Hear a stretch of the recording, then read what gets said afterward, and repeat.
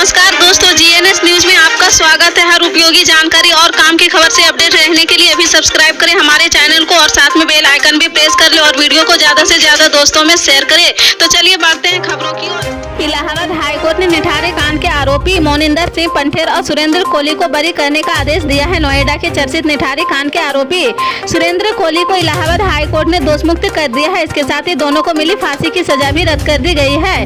कई दिनों की सुनवाई के बाद फैसला सुरक्षित लिया गया है। कोर्ट ने सोमवार को फैसला सुनाया है। न्यायमूर्ति अश्विनी कुमार मिश्रा, न्यायमूर्ति एस.एच. रिजवी की अदालत ने यह फैसला सुनाया है। इस मामले पर विभिन्न खंडपीठों ने 134 दिन की लंबी सुनवाई की है।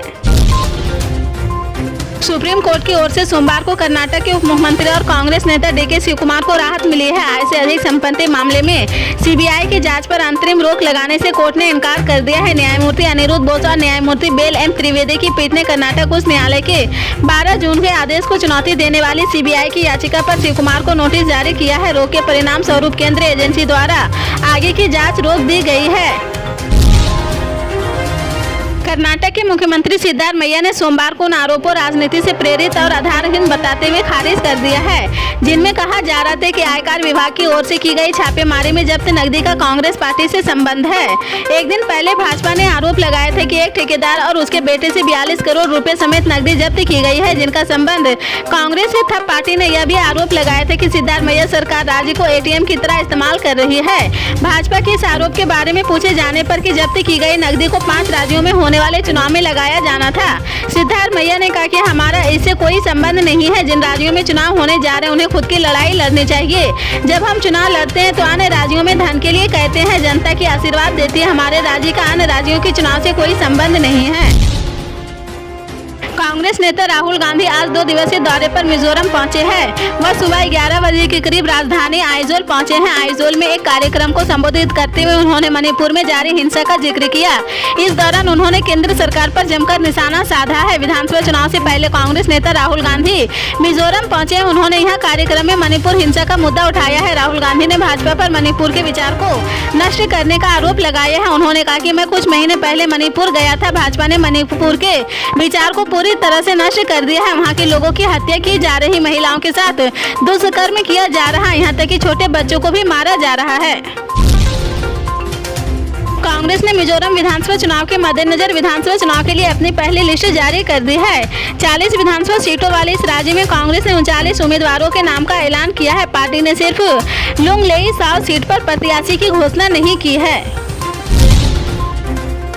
कांग्रेस ने सोमवार को सरकार पर अपने राजनीतिक प्रचार के लिए सेना का इस्तेमाल करने का घटिया प्रयास करने का आरोप लगाया है। इसके अलावा राष्ट्रपति द्रौपदी मुर्मू ने इस मामले में तत्काल हस्तक्षेप करने की मांग की है। बता दें कि हाल ही में एक मीडिया रिपोर्ट में दावा किया गया था कि सेना देश भर में सरकारी योजनाओं के प्रचार में मदद करेगी। इसी पर कांग्रेस ने टिप्पणी की है। कांग्रेस महासचिव जयराम रमेश ने कहा कि भारत सेना पूरे देश की सेना है। हमें गर्व है कि हमारी बहादुर सेना कभी भी देश की आंतरिक राजनीति का हिस्सा नहीं बनी है। उन्होंने आगे कहा कि पिछले 9.5 साल के दौरान महंगाई, बेरोजगारी व अन्य सभी मोर्चों पर विफल का सामना करने के बाद मोदी सरकार अब सेना से अपना राजनीतिक प्रचार पाने का बहुत घटिया प्रयास कर रही है। कर्नाटक, तेलंगाना, दिल्ली, आंध्र प्रदेश में 55 से अधिक स्थानों पर ठेकेदारी और रियल एस्टेट डेवलपर्स पर चल रहे छापेमारी पर आयकर विभाग ने लगभग 94 करोड़ रुपए नकद जब्त कर लिए हैं। सीबीडीटी ने बताया कि छापेमारी के दौरान 94 करोड़ रुपए नकद किए हैं। 8 करोड़ रुपए के सोने और हीरे के आभूषण और 30 लग्जरियां घड़ियां जब्त की है।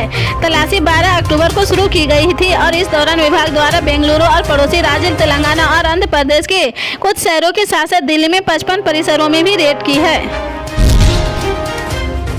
गुजरात के खेड़ा में पिछले साल नवरात्रि पर एक गरबा कार्यक्रम पर पथराव के आरोपियों की पुलिस ने सार्वजनिक तौर पर जमकर पिटाई की थी। इस मामले में अब 4 पुलिस कर्मियों पर गाज गिरना तक माना जा रहा है। दरअसल गुजरात हाईकोर्ट ने आरोपियों को पीटने वाले 4 पुलिस कर्मियों पर आरोप तय किए थे। इसके बाद पुलिस कर्मियों ने अपील की थी कि वे शिकायतकर्ता को मुआवजा देने के लिए तैयार है।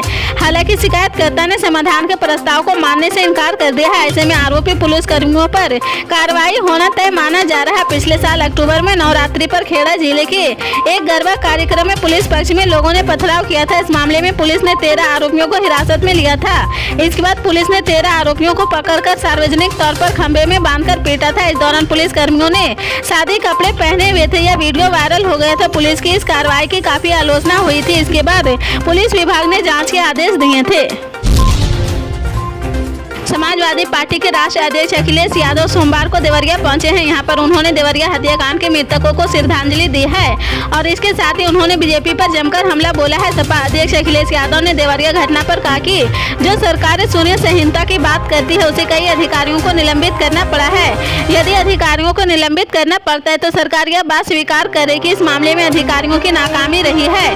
वहीं सपा अध्यक्ष ने कहा कि देवरिया कांड शासन, प्रशासन और न्याय के लिए एक चुनौती है। बता दें कि अखिलेश यादव ने देवरिया के ग्राम फतेहपुर में हुई घटना पर मृतकों को श्रद्धांजलि अर्पित करने का भी संवेदना प्रकट की है। इस दौरान मीडिया से बात करते हुए सपा अध्यक्ष ने कहा कि मैं जानता हूं कि डीएम ने जो बात कही है, रिटिलिएशन में घटना हुई है। प्रेम यादव की जान नहीं जाती तो किसी की जान नहीं जाती। आखिरकार सरकार क्यों इस बात को छुपाना चाहती है कि प्रेम यादव को बुला करके मारा और किसने मारा है? आप बताइए, क्या सुल्तानपुर में एक ब्राह्मण डॉक्टर को ड्रिल से नहीं मार दिया है? क्या उनके परिवार के बच्चों को आपने गले लगाया है? हिसार कौशल रोजगार निगम के फील्ड कर्मचारियों की समस्याओं के समाधान नहीं होने के विरोध कर्मचारियों ने आज घेराव का ऐलान किया है। वहीं सर्व कर्मचारी संघ के संबंधित Haryana government PWD mechanical worker union के हिसार के जन व्यवस्था विभाग के अधीक्षण अभियंता कार्यालय के सामने पड़ाव डाल दिया है। एहतियात के तौर पर मौके पर पहुंची पुलिस ने उन्हें समझाने की बहुत कोशिश की है। कल के अपडेट जानने के लिए जुड़े रहे आप अपने GNS न्यूज चैनल से। मिलते हैं अगली बड़ी खबर के साथ, तब तक के लिए जय हिंद।